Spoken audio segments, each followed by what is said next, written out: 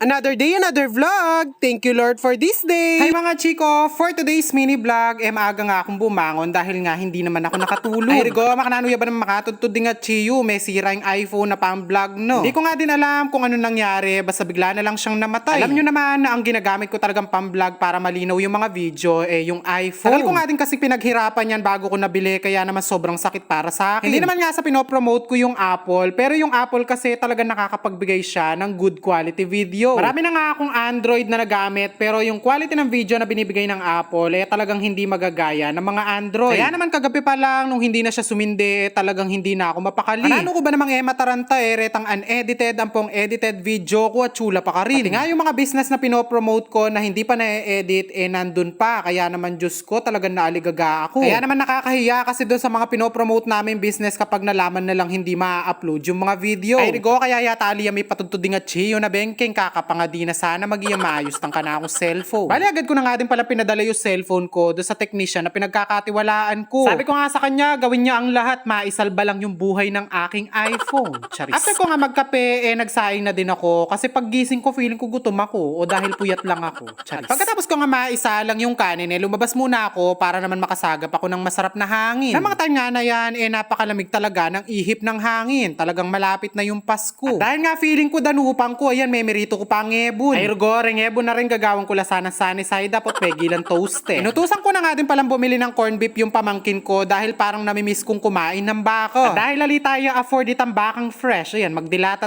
na pa. 2 lata nga pala yung pinabili ko dahil nga medyo marami kami. Hinalo-halo ko lang nga tapos naglagay lang din ako ng konting tubig at mga pampalasa tapos ayan okay na, pwede nang kumain. Ay rego nga chiyo, agyang maproblema yan, manyaman niya pa rin mga kanyan. Wala talaga akong gana nung mga time na yan kaya naman subo pa ako na subo.